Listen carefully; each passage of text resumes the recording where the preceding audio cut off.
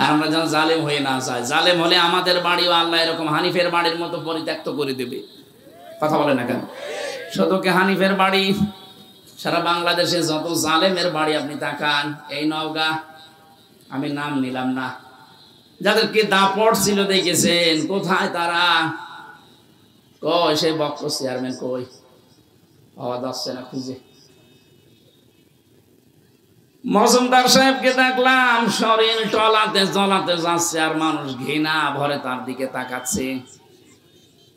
আরে ভাই, জেলে তো আদালতে তো আমাদেরও নিয়ে গেছে, মানুষ দেখেছে আর কান্নাকাটি করেছে। আর ওদেরকে দেখলে মানুষ এখন পচা ডিম মারতেছে।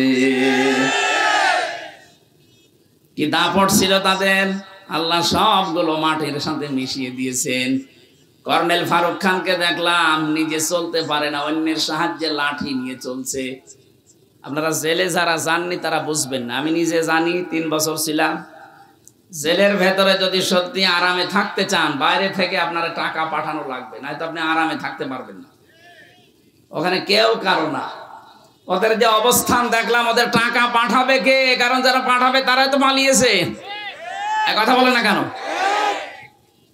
কর্নেল ফারুক খান, সাধন চন্দ্র মজুমদারের যে অবস্থা শরীরের, নিজেরা তো কোনো কাজ করতে পারে না অন্যের সাহায্য ছাড়া। বাইরে থেকে যদি টাকা পাঠানো বন্ধ হয়ে যায়, ও ভেতরে যে অবস্থা, ও নিঃশ্বাস বন্ধ হয়ে মরে যাবে। কিচ্ছু করা লাগবে না, শুধু যোগাযোগ বিচ্ছিন্ন করে দেবে আমাদের মতো। আমরা তো কোরআন শরীফ পড়তে পারতাম, কোরআন নিয়ে ব্যস্ত থাকতাম, ও শয়তানরা তো কোরআনও পড়তে পারে না, এমনি মরে যাবে টেনশনে।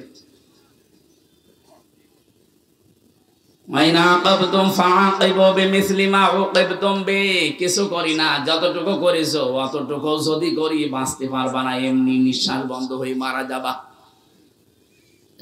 আমি আবার বলছি আমরা যারা সামনে যাবো চেয়ারে, সে যেই হোক, আমরা যেন জালেম হয়ে না যাই। কথা বলে না কেন? জালেম হলে কিন্তু আপনার খবর আছে। সূরা নমলের 51, 52, 53 নাম্বার আয়াত দলিল, আপনাকে আল্লাহ পরিত্যক্ত করে দেবে। সে আল্লাহ এখন আর নেই, একটু মুরব্বী হয়ে গেছে, চোখে কম দেখে।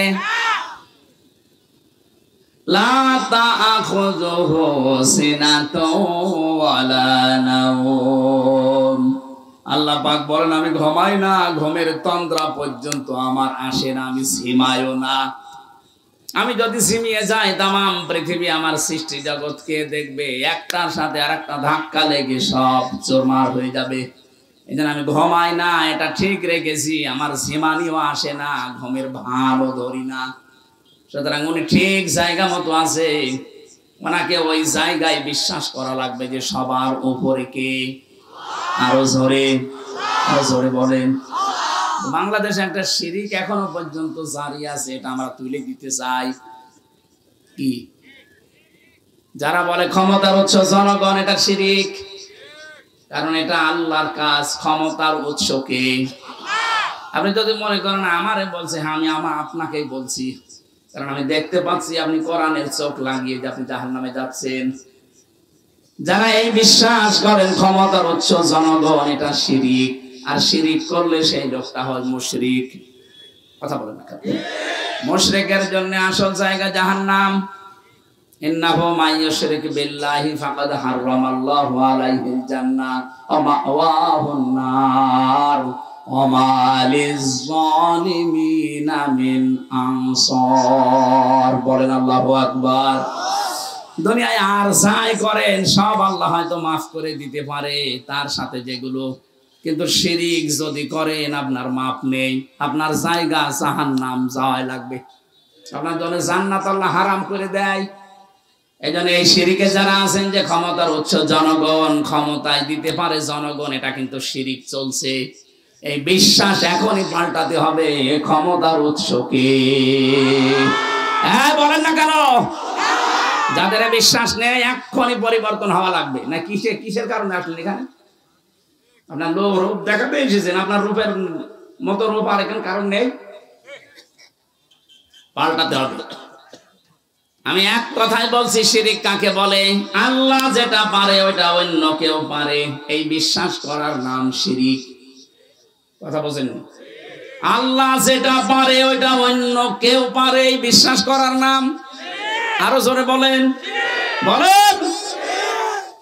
এখনো পর্যন্ত কার ভেতরে বিশ্বাস আছে বলেন তো যে ক্ষমতার উৎস জনগণ? হাত তোলেন তো। নওগাঁ কি সব আল্লাহর ওলি হয়ে গেছে? মুশরিক যারা সব পালিয়েছে? না, আপনি যে দল করেন করেন, কিন্তু এই বিশ্বাস করা লাগবে আপনি মনে প্রাণে যে ক্ষমতার উৎস জনগণ নয়, ক্ষমতার উৎস কে?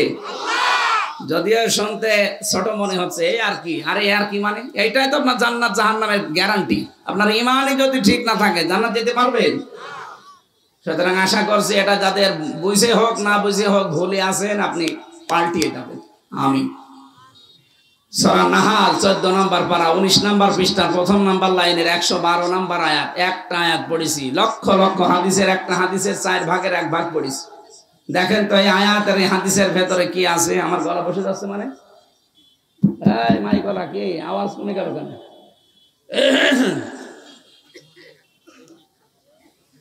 জবান আগে একবার একটু পড়েন, আউযু বিল্লাহি মিনাশ শাইতানির রাজিম, বিসমিল্লাহির রহমানির রহিম। وضرب الله مثلا قرية كانت آمنة مطمئنة إلى آخر آية। কোন সূরা বললাম যেন? নাহাল। নাহাল বলেন। নাহাল মানে মৌমাছি। নাহাল মানে কি? মৌমাছির নামে আল্লাহ সূরা নাযিল করেছেন 7টা কারণে।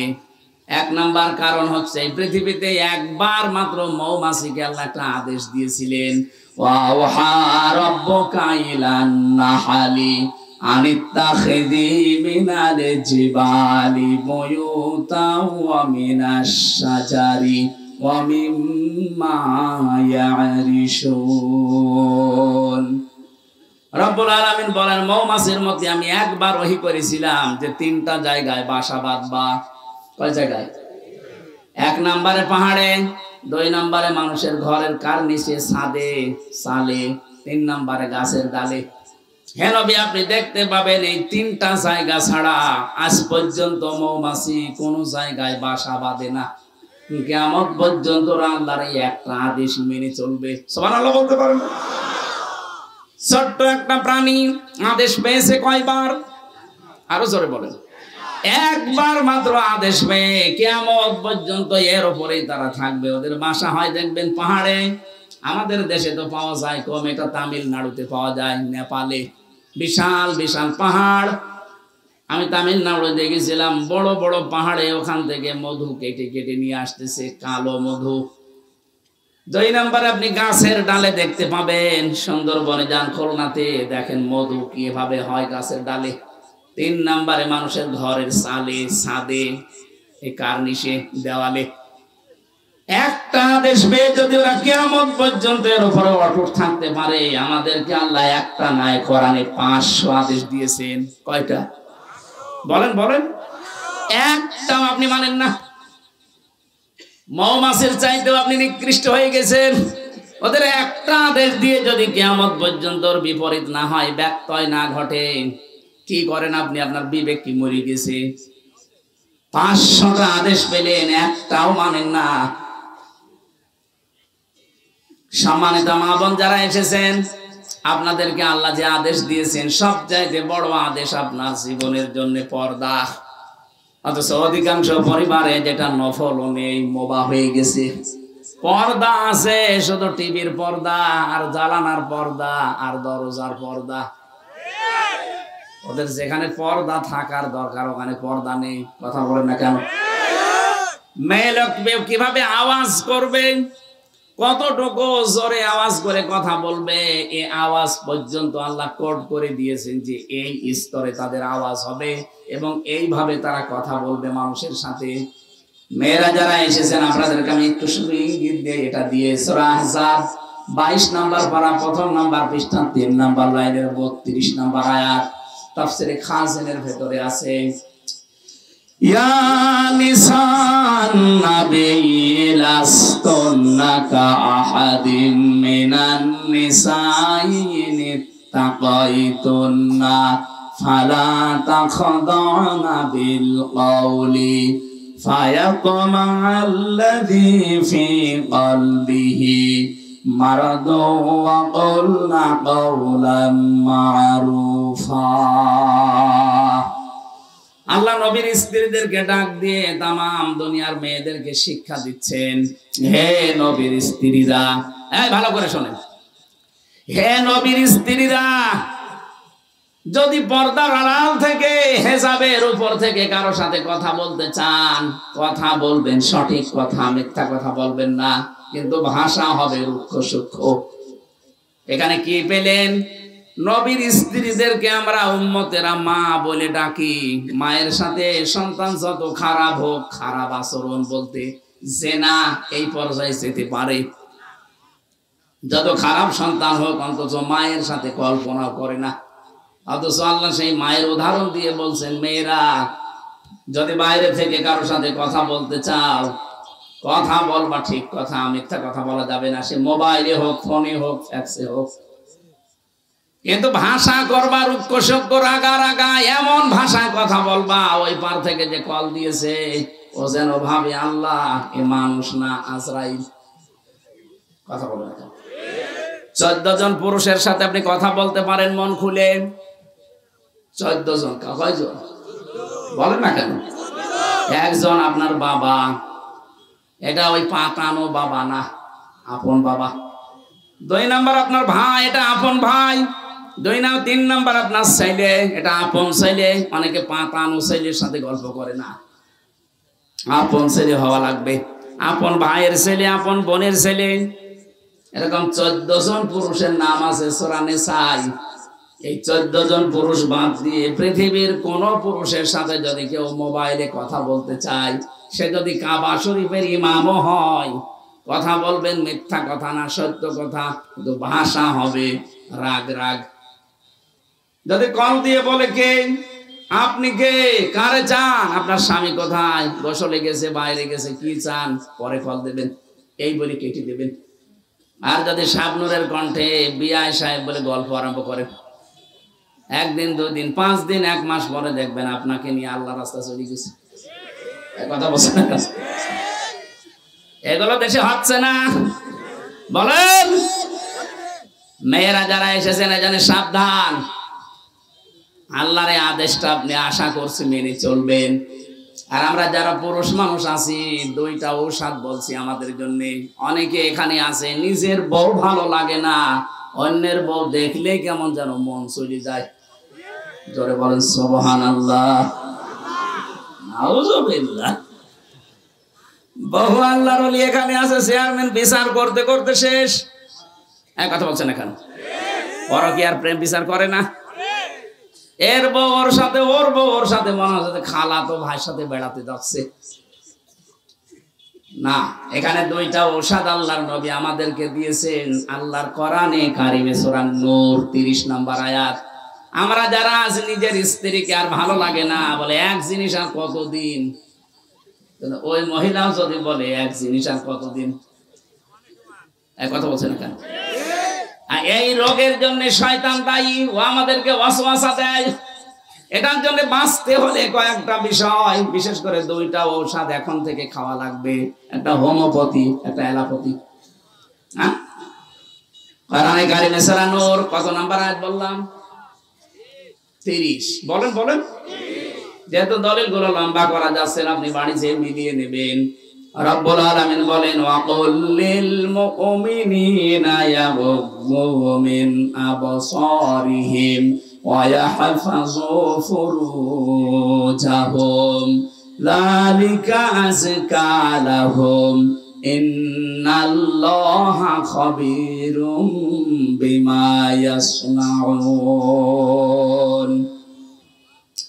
আমি সহ যত মানুষ এখানে পুরুষ আছি, সে যে বয়সের হোক, আমাদের এই 2টা ঔষধ লাগবে যদি চরিত্র হেফাজত করতে হয়। কথা বলেন না কেন?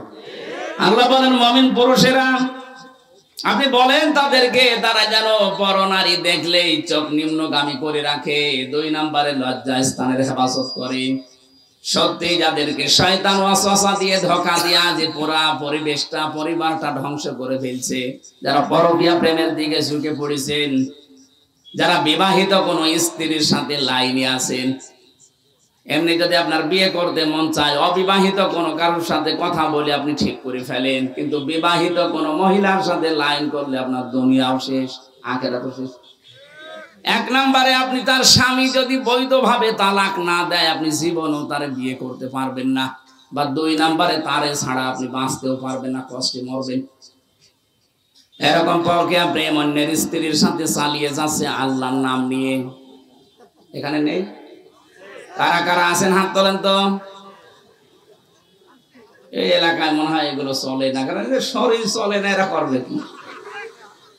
যদি কেউ এরকম কোন গোনায় থাকেন, এটা কিন্তু সগীরা না, কবিরা গুনাহ। বিশেষ করে নিজের পাশের প্রতিবেশীর স্ত্রীর সাথে, ভাবির সাথে যারা লাইন করেছেন, সে যেভাবেই হোক এই মুহূর্তে তাওবা করে থেমে যান ওখানে, যে না ব্রেক। কারণ ওর তো স্বামী আছে, আপনি জীবনও বিয়ে করতে পারবেন না তার সাথে, যতদিন ওর স্বামী বৈধভাবে তালাক না দেবে। আবার তারে ছাড়া আপনি থাকতেও পারবেন না, আপনার কষ্ট হবে। এই জন্য আপনাকে আমি বাঁচার জন্য বলছি, লাইনটা কেটে দিন।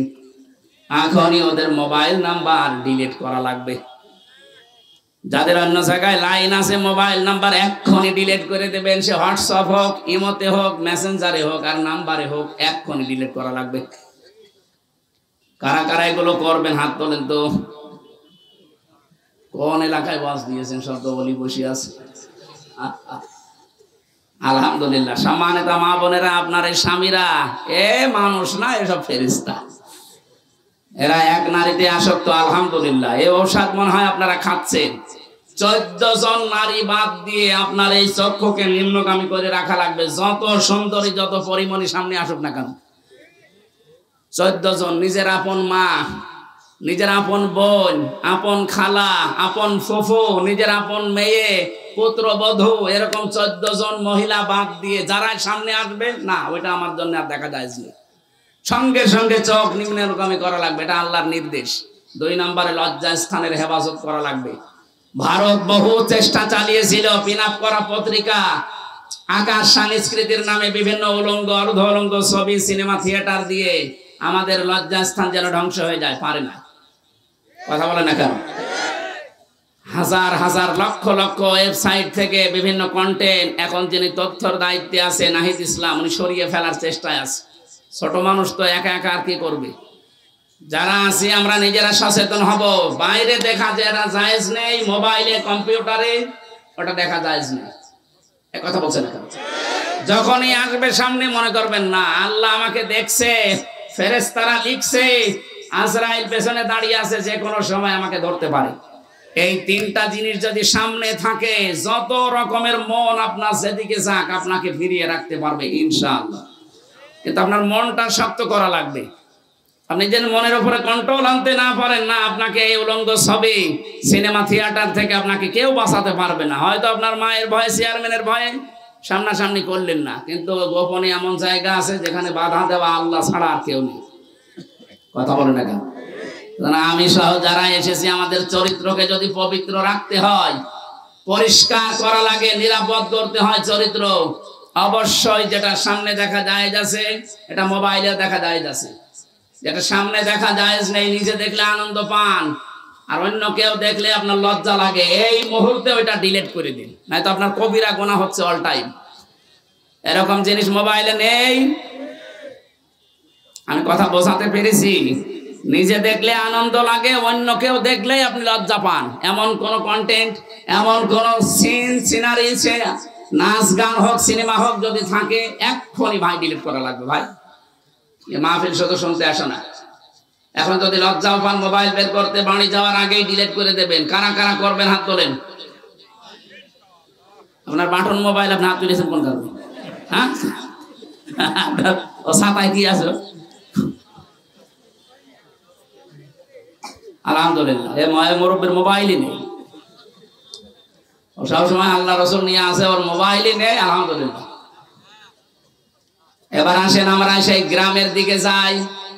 মৌমাছিকে একটা আদেশ পেয়ে যদি ওরা ব্যত্যয় না ঘটায় সারা জীবন পালন করে, আমাদের আল্লাহ আদেশ দিয়েছেন কয়টা? 500। কত বলেন বলেন? একটা এবার চলছে।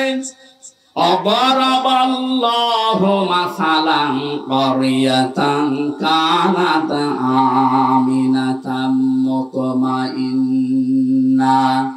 আল্লাহ বলেন আমি উদাহরণ দিলাম, দৃষ্টান্ত দিলাম একটা গ্রামের। তাফসীরে গ্রামের নাম মক্কা শরীফ লেখা আছে। মক্কা কি? মক্কার নাম লেখা আছে মক্কা। এই গ্রামের উদাহরণ আল্লাহ দিয়েছেন। আজকের আলোচনার সাবজেক্ট হচ্ছে পৃথিবীতে যে ধরনের গুনাহ করবে ওই গুনাহটা আল্লাহ তুলে নেবে, নিয়ে ওই ধরনের আযাব আল্লাহ তার উপরে পাঠাবে। আমি বোঝাতে পারিনি? আপনি যে ধরনের অপরাধ করবেন এই অপরাধটা আল্লাহ তুলে নেবে, আবার ওইটাই আপনাকে শাস্তি গজব আকারে পাঠাবে আপনার প্রতি। এজন্য আমরা এমন কোন গুনার কাজ যেন না করি যে ওইটা উঠেছে আবার আমার উপরে উল্টা নাযিল হয়। যেদিন মেরাজে যাচ্ছিলেন নবী, যেটা ইবনে কাসিরে আছে, বিশ্ব নবী বলেন জিবরাইলের সাথে যখন যাচ্ছিলাম হঠাৎ দেখি আকাশ থেকে পিপিলিকার মতো কি নামতেছে, কালো কালো। জমিন থেকে কি যেন উঠতেছে। ডাক দিয়ে বললাম ইয়া আখি জিবরাইল, এ ভাই জিবরাইল, এগুলো কি ওঠে আর কি নামে? ফেরেশতা বলে হে রাসূল, এগুলো আপনার উম্মতের গুনাহ পাপ, এগুলো উঠতেছে। দুনিয়ায় যে ধরনের পাপ করে এগুলো উঠতেছে, আর ওই যে নামে যেগুলো ওগুলো আল্লাহর গজব হয়ে নামতেছে। এদের প্রমাণ দিয়েছেন আল্লাহ সূরা রুমের 41 নম্বর আয়াতে, যাহারাল ফাসাদু ফিল বাররি ওয়াল বাহার বিমা কাসাবাত আইদিন নাস লিয়ুযীকাহুম বা'দাল্লাযী আমিলু লা'আল্লাহুম ইয়ারজিউন। রব্বুল আলামিন বলেন জলে স্থলে যে বিপদ আপদ মুসিবত গুলো আসে একটাও আমি পাঠাতে চাই না, সব তোমাদের হাতের কামাই করা। আমি আল্লাহ এগুলো পাঠাই কেন জানো? জানো তোমরা একটু ফিরে আসো, তোমাদের একটু সাত চাকায় আমি, তোমরা ফিরে আসা দূরের কথা তোমাদের বৃদ্ধি আরো বাড়তে থাকে। আমা সাবাকুম মিন মুসিবাতিন ফাবিমা কাসাবাত আইদিকুম ওয়া ইয়াফু আন কাসীর। সূরা সূরা 30 নম্বর আয়াত আল্লাহ জানিয়েছেন যত অপরাধ করো সবগুলোর শাস্তি যদি আমি আল্লাহ দুনিয়ায় পাঠাতাম শ্বাস ফেরার সময় পেতে না, অধিকাংশই তো মাফ করে দেই। অল্প কিছু কিছু আযাব গজব তোমাদের কাছে আসে, এগুলো তোমাদের হাতের কামাই করা পাপের ফসল। আল্লাহ এই গ্রামের উদাহরণটা দিয়েছেন এই কারণে, এমন একটা নিরাপদ শহর ছিল, সেখানে মানুষ নিশ্চিন্তে এবং নিরাপদে বাস করত। আপনি দেখেন এই দেশের সাথে না মানুষ ওঠাউঠি করেন, কি সমস্যা কি? না আপনার তো জোর করে শোনানোর নিয়ম নেই আমার, আপনার শুনতে মনে চাইলেন, না হলে আমি মোনাজাত করে দেব। হ্যাঁ বলবো মানে নিয়ে আর কি মারেন, ওইটা চলে গেছে কোন কারণে? প্রসাব পায়খানার বিড়ি খাওয়া ছাড়া কেউ যেতে পারবেন না। না বিড়ি খেলে খাক, ও খুব বড় কিছু না, আপনি খেয়ে আবার চলে আসবেন, কিন্তু অন্য কোনো বিড়ি খাওয়া যাবে না। আমি যেহেতু আকিস গ্রুপে চাকরি করি, আকিস বিড়ি খাবেন, ঠিক আছে? আকিস বিড়ি খেয়ে আবার চলে আসবেন। যান, ওই যে একটা যাচ্ছে, তাড়াতাড়ি আসবা, যা দেখে তোর কাছে বিড়ি আছে কিনা।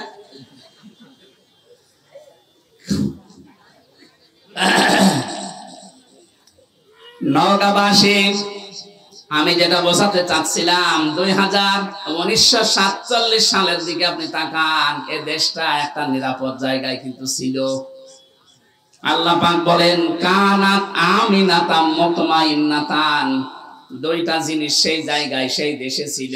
এক নম্বরে আমিনাতান নিরাপদ, দুই নম্বরে মুতমাইন্নাতান নিশ্চিন্ত। ওখানে বাস করে মানুষ নিরাপদ এবং নিশ্চিন্তে।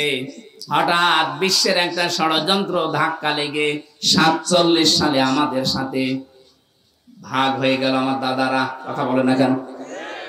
এরপর থেকেই যে আরম্ভ হয়েছে পাকিস্তান ওরা এক পেশে করে খুব চালিয়েছিল, ওদের ভেতরেও শয়তান ভর করে শেষ পর্যন্ত জুলুম নির্যাতন ওরা বাড়িয়ে দিয়েছে।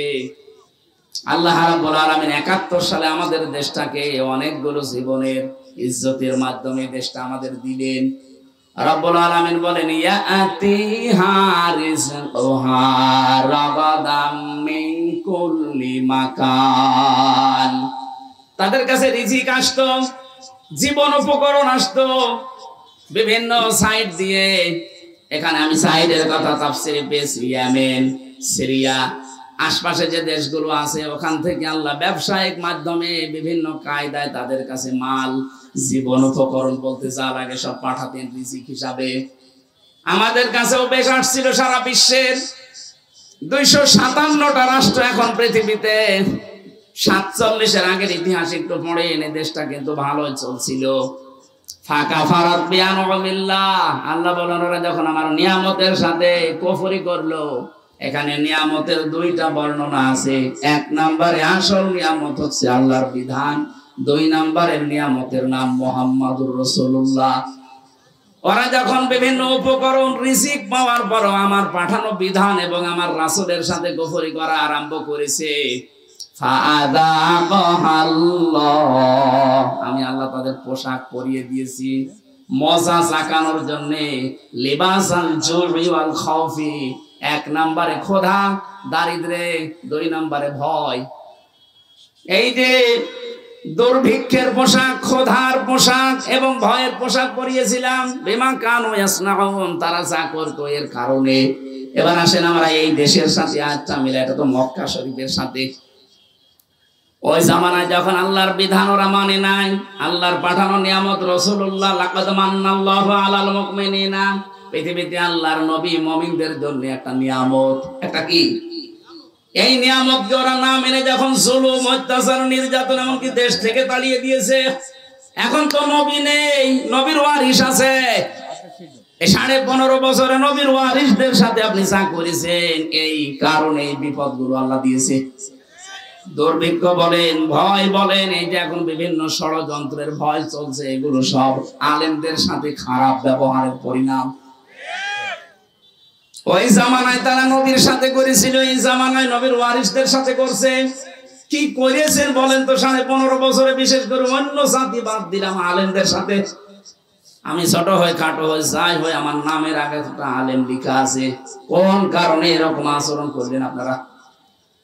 11 ঘন্টা আমার টাঙিয়ে রাখলেন, 11 ঘন্টা মাথায় দড়ি দিয়ে আপনি টাঙিয়ে রাখলেন, আমার শরীর চলে না, পায়ে ডান্ডা বেড়ে দিয়ে, পেছনে হাত হ্যান্ডকাপ দিয়ে বেঁধে, অথচ কিছুই করে নাই। নিজেরাই বলছিল যে আপনার কোনো দোষ নেই, আমরা জানি, এগুলো করেন কেন? করলেন, এরপরে জেলে দিয়ে দিলেন। যদি জেলখানায় যারা যায় ওরকম থাকতাম আমার কিছু হইতো না। কিন্তু জেলের কন্ডেম সেলের ভেতরে, ফাঁসির কন্ডেম সেলে 24 ঘন্টা তালা লাগিয়ে আবার সিসি ক্যামেরা দিয়ে রাখতেন। মাওলানা মামুনুল হকের পাশে ছিলাম, এই কারণে আমার উপরে রাগটা আরো বেশি। আল্লাহ মনে হয় কপালে রেখেছিল এটা। এত জায়গা ছিল, কত জায়গায় ঘুরতে পারতাম, কিন্তু ওনার কাছে যেই পড়েছি, ওনার উপরে যা আমার উপরও তাই। হাসিনার যেহেতু রাগ ছিল ওনার উপরে, ওর পাশাপাশি থেকেছি, নামে নামে জমে টানে, ওর পাশে থেকে আমার ঝামেলা বেশি হয়েছে। কিন্তু লোকটা ভালো মানুষ, বাবা ভালো, লোকটাও ভালো। আমি 3 বছর তার কাছে ছিলাম এক ঘরে। সত্যি কথা বলছে যে কোরআন শরীফ সামনে নিয়ে, লোকটা ভালো মানুষ। আমি সাক্ষী দিচ্ছি যে মামলাগুলো তার নামে মিথ্যা দিয়েছেন, তার স্ত্রীর নাম নিয়ে, সবগুলো বানোয়াট। এগুলো প্রতিহিংসার কারণে যারা দিয়েছিলেন, আল্লাহ এখন তাদের নামে এরকম ধর্ষণ মামলা দিচ্ছে। দেখেন তার বিরুদ্ধে যারা ছিল, আল্লামা সাইদির বিরুদ্ধে যারা ছিল, সবার চরিত্র এখন জাতির কাছে প্রকাশ হয়ে যাচ্ছে। যাদের চরিত্র যাই থাকে, এদের চরিত্র কি গো? এ তো শয়তানও এখন নিচে নামে না, অন্যের বউ নিয়ে আল্লাহু আকবার বলে চালাচ্ছে। এতে দরবেশ, দরবেশের যে দ্বিতীয় বউটা, এটা কার বউ? এক ব্যবসায়ী বউ। একটা স্বামী যদি ভালোভাবে কোনো স্ত্রীকে তালাক না দেয়, কেউ যদি জোর করে কারো বউ নিয়ে সংসার করে, যতদিন সংসার করবে জেনা করবে। এই কথা বলে না কেন? একটা হাদিস শোনেন, এটা হযরতে আনাস থেকে বর্ণিত। বিশ্ব নবী জানিয়েছেন তিনটি বস্তু মুমিনের চারিত্রিক গুণাবলীর অন্তর্ভুক্ত। যারা আমরা ঈমানদার দাবি করি এই চরিত্র আমাদের মাস্ট বি লাগবে। এক নম্বরে, সে যদি রাগান্বিত হয়, ক্রোধান্বিত হয়, তাহলে ক্রোধের সময়, রাগের সময় কোনো অবৈধ ও অন্যায় কাজের সিদ্ধান্ত সে নিতে পারে না। অথচ দেখেন এই 15.5 বছরে একটা মহিলা যত সিদ্ধান্ত নিয়েছে সব রাগ করে নিয়েছে।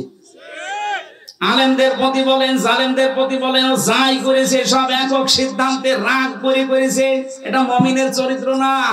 এই চরিত্র যদি কেউ অর্জন করে যে রাগের সময় যা হয় রাগের সময় সিদ্ধান্ত নেয়। এখানে যারা স্বামী আছেন আমি সহ, রাগ হলে স্ত্রীর সাথে কোনো ঝামেলায় জড়াবেন না। কথা কাটাকাটি করা, মোবাইলে গালি দেওয়া সব বন্ধ। দরকারে মোবাইলের সিম বন্ধ করে রাখবেন। 24 ঘন্টা এভাবে পার করেন, শয়তান আপনার থেকে ধোঁকা সরিয়ে নেবে। কিন্তু রাগের সময় শয়তান কিন্তু ধোঁকা দিয়ে বোকা বানিয়ে ফেলে। কথা বলে না কেন? উনি এসে এক সিদ্ধান্ত একভাবে নিয়েছেন এই 15.5 বছর। আর আলেমদের প্রতি যে সিদ্ধান্ত নিয়েছেন সবগুলো রাগ করে। 2 নম্বরে, যখন সে খুশি হয় তখন সে খুশি হয়ে তাকে হকের সীমা লঙ্ঘন সে করতে পারে না। আজ আমরা যারা বিজয় পেয়ে আনন্দে আছি, খুশি আছি, আমরা যেন হকের যে সীমানা এটা পাল্টিয়ে না ফেলি। আগস্টের 5 তারিখের পর থেকে অনেকে খুশির ঠেলায় আনন্দে চাঁদাবাজি আরম্ভ করেছে। কথা বোঝে নাকি? আন্দাজে ঠিক বলে। খুশি হয়েছেন কিন্তু হকের সীমা লঙ্ঘন করা যাবে না। হ্যাঁ, আপনি অত্যাচারিত হয়েছিলেন ঠিক আছে, কিন্তু ওটা তো আপনি আল্লাহর উপরে ছেড়ে দিয়েছেন। 3 নম্বরে, অপরের জিনিস তার উপর আপনার কোনো অধিকার নেই, ক্ষমতা থাকা সত্ত্বেও সেখানে হস্তক্ষেপ করা যাবে না। বাইহাকী শরীফের হাদিস। অন্যের বউ, এটা কি আপনার অধিকার আছে? কথা বলে না কেন? অথচ দরবেশ অন্যের একজন বউ ওকে টক শোতে ডাক দিয়েছিল। ওর নিজের কোনো অধিকার নেই, কিন্তু ক্ষমতা খাটিয়ে তার বউকে জোর করে নিয়ে আল্লাহর রাস্তায় সংসার করছে। এরকম বহু মানুষের চরিত্র এখন ধরা পড়ছে। কথা বলেন না কেন? এটা মুমিনের ভেতরে 3টা গুণ থাকতে পারে না। আল্লাহ আমাদেরকে যেন এই হাদিসটা মেনে চলার তৌফিক দেন। বলেন আমিন। রাগের সময় সিদ্ধান্ত নেবেন না। কোন বিষয় পেয়ে খুশি হলে সীমা লঙ্ঘন করবেন না। 3 নম্বরে, যার উপর আপনার অধিকার নেই এটা জোর করে ক্ষমতা খাটিয়ে অধিকার আদায় করবেন না। আল্লাহ রাব্বুল আলামিন বলেন, আমার নবীর উপরে, আমার বিধানের উপরে ওই মানুষগুলো হস্তক্ষেপ করেছিল। কুফাত বিআনউমিল্লাহ। এই জন্য এমন পোশাক তাদেরকে পরিয়ে দিয়েছি, মশা চাকাতে, লিবাসাল জুই ওয়াল খাউফি। 1 নম্বরে ক্ষুধার পোশাক, 2 নম্বরে ভয়ের পোশাক। তাফসিরে ইবনে কাসিরের ভেতরে 2টা শব্দের খুব ব্যাখ্যা, প্রায় 27টা ব্যাখ্যা দেওয়া আছে। আমাদের যতটুকু সময় নিয়েছিলাম আমার মনে সময় কভার করবে না। রাতের বেলা কোথায় আছে? হ্যাঁ, নওগাঁ আছে রাতের বেলা। এখান থেকে কয় কিলো হবে? এই আয়াতের পরবর্তী যে শব্দগুলো লিবাসাল জুর ওয়াল খাউফ, এই 2টা শব্দের ব্যাখ্যা করব। যদি ওখানে আমি রাত কয়টায় উঠবো? 8টায়। আমি 8টায় উঠবো নওগাঁয়। সময় যদি পান ওখানে যান। আজকের মতো আর বলছি না। আমিন, আল্লাহুম্মা আমিন। লা ইলাহা ইল্লা আনতা সুবহানাকা ইন্নী কুনতু মিনাজ জালিমিন। ও মাবুদ, যেভাবে আরম্ভ করেছিলাম, আমরা যদি এখনো 2-3 ঘন্টা বলতাম কেউ চলে যেত না। কোরআনে কারীম শোনার জন্য মানুষগুলো এত পাগল। মাগরিবের আযান দেবে এখন, এই জন্য শেষ করে দিলাম। আল্লাহ তাআলা আমার কণ্ঠটাকে তুমি ভিক্ষা দাও, আমার শরীরকে সুস্থ রাখো, যে কথাগুলো বলেছি আমল করার তৌফিক দাও। সওয়াবগুলো তুমি নবীর রওজায় পৌঁছিয়ে দাও। ঈমান নিয়ে যারা ঘুমিয়ে আছে এদেরকে ক্ষমা করে দাও। মা বাপ যারা হারিয়ে ফেলেছি আল্লাহ মা বাপকে মাফ করে দাও। সম্মানিত মা বোনদেরকে খাদিজার মতো, আয়েশার মতো বানিয়ে দাও। তাদের স্বামী সোহাগিনী বানিয়ে দাও। যাদের পরিবারে অশান্তি আছে আল্লাহ তুমি কোরআনের ইজ্জতের শান্তি দান করো। সব সময় এই দোয়াটা মনে মনে রাখবেন, রব্বানা হাবলানা মিন আজওয়াজিনা ওয়া যুররিয়াতিনা কুররাতা আ'য়ুনি ওয়াজআলনা লিল মুত্তাকিনা ইমামা।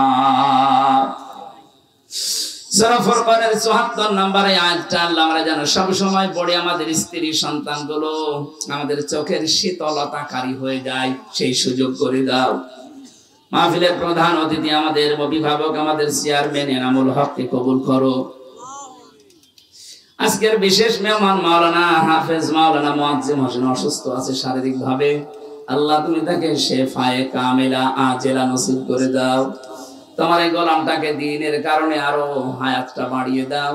যে রোগ দিয়েছো, জাতির পিতা ইব্রাহিম নবী বলেছিলেন ওয়াইদা মারিদতু ফাহুয়া ইয়াশফিন, আমি অসুস্থ হলে তুমি তো শেফা দাও। আল্লাহ তুমি তাকে নিজের পক্ষ থেকে সুস্থ করে দাও।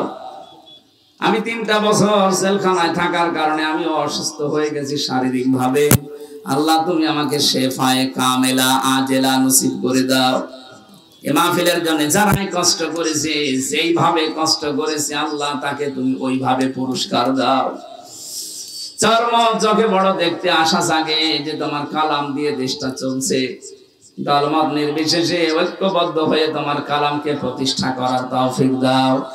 যে ষড়যন্ত্রগুলো আমাদের প্রতিবেশী নামে কলঙ্ক, এই মুশরিকরা এই মালায়নরা করছে, আল্লাহ তুমি তাদের থেকে আমাদেরকে রক্ষা করো। এদেশে আমাদের কোনো সংখ্যালঘু নেই, সংখ্যাগুরু নেই, মেজরিটি মাইনরিটি নেই। এদেশে আমরা সবাই এক, হিন্দু বৌদ্ধ খ্রিস্টান মুসলমান সবাইকে ঐক্যবদ্ধ হয়ে দেশের হয়ে কাজ করার সুযোগ করে দাও। যে জালেমরা চলে গেছে, পালিয়ে গেছে, আল্লাহ কিয়ামতের আগে যেন আর ঘুরে না আসে। এসিয়ারে তুমি এমন মানুষকে বসাও, এমন মানুষকে তুমি বসার যোগ্যতা দান করো যে মানুষগুলো জনগণের জন্য, মানবতার জন্য, তোমার ইসলামের জন্য কাজ করবে। আল্লাহ ম্যাডাম খালেদা জিয়ার জন্য দোয়া চেয়েছি, আমি দোয়া করছি তোমার ওই বান্দি স্বামী হারিয়েছে, সন্তান হারিয়েছে, আল্লাহ বিধবা মেয়েটাকে তুমি সুস্থ করে দাও। বারাকাল্লাহু লানা ওয়া লাকুম ফিল কোরআনিল আযীম। মরণ আসলেই আমাদের জবানে তুমি জারি করে দিও লা ইলাহা ইল্লাল্লাহু মুহাম্মাদুর রাসূলুল্লাহ।